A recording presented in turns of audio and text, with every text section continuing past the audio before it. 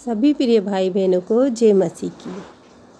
अब हम बाइबिल की नेक्स्ट पुस्तक निर्गमन के बारे में पढ़ेंगे। निर्गमन में इज़राइलियों का मिस्र से निकलना और मिस्र में इज़राइलियों का दास बनना और इज़राइलियों की दुर्दशा के विषय में अध्याय 1। मिस्र में इज़राइलियों की दुर्दशा। इज़राइल के पुत्रों के नाम जो अपने अपने घरानों को लेकर याकूब के साथ मिस्र देश में आए ये हैं: रूबेन, सिमोन, लेवी, यहूदा, इसाकार, जुबलून, बिन्यामीन, दान, नप्ताली, गाद और आसेर। और यूसुफ तो मिस्र में पहले ही आ चुका था। याकूब के निज वंश में जो उत्पन्न हुए वे सब 70 प्राणी थे।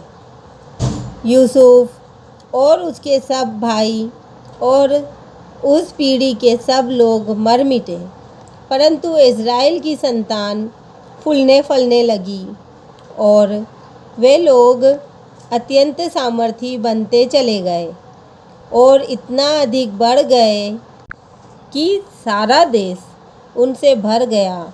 मिस्र में एक नया राजा गद्दी पर बैठा जो यूसुफ को नहीं जानता था। उसने अपनी प्रजा से कहा, देखो, इज़राइली हमसे गिनती और सामर्थ्य में अधिक बढ़ गए हैं, इसीलिए आओ हम उनके साथ बुद्धिमानी से बर्ताव करें। कहीं ऐसा ना हो कि जब वे बहुत बढ़ जाएं और यदि संग्राम का समय आ पड़े तो हमारे बैरियों से मिलकर हमसे लड़ें और इस देश से निकल जाएं। इसीलिए उन्होंने उन पर बेगारी कराने वालों को नियुक्त किया कि वे उन पर भार डाल डाल कर उनको दुख दिया करें। और उन्होंने फ़िरौन के लिए पितोम और रामसेस नामक भंडार वाले नगरों को बनाया, पर जो वे उनको दुख देते गए त्यों वे बढ़ते और फैलते चले गए। इसीलिए वे इज़राइलियों से अत्यंत डर गए। तो भी मिस्रियों ने इज़राइलियों से कठोरता के साथ सेवा करवाई और उनके जीवन को गारे, ईंट और खेती के भांति भांति के कामों की कठिन सेवा से दुखी कर डाला और उनके जीवन को गारे, ईंट और खेती के भांति भांति के काम की कठिन सेवा से दुखी कर डाला। जिस किसी काम में वे उनसे सेवा करवाते थे उसमें वे कठोरता का व्यवहार करते थे।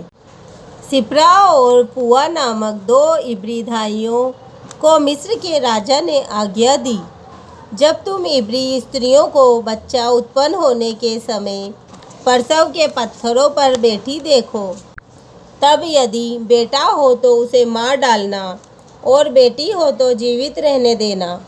परंतु वे धाइयाँ परमेश्वर का भय मानती थी, इसीलिए मिस्र के राजा की आज्ञा ना मानकर लड़कों को भी जीवित छोड़ देती थी।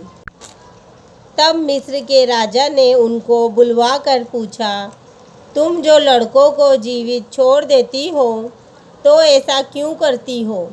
धाइयों ने फ़िरौन को उत्तर दिया, इब्री स्त्रियाँ मिस्री स्त्रियों के समान नहीं हैं। वे ऐसी फुर्तीली हैं कि धाइयों के पहुँचने से पहले ही उनको बच्चा उत्पन्न हो जाता है। इसीलिए परमेश्वर ने धाइयों के साथ भलाई की और वे लोग बढ़कर बहुत सामर्थी हो गए। इसीलिए कि धाइयाँ परमेश्वर का भय मानती थी, उसने उनके घर बसाए। तब फ़िरौन ने अपनी सारी प्रजा के लोगों को आज्ञा दी, इब्रियों के जितने बेटे उत्पन्न हो उन सबों को तुम नील नदी में डाल देना और सब बेटियों को जीवित रहने देना। आमीन।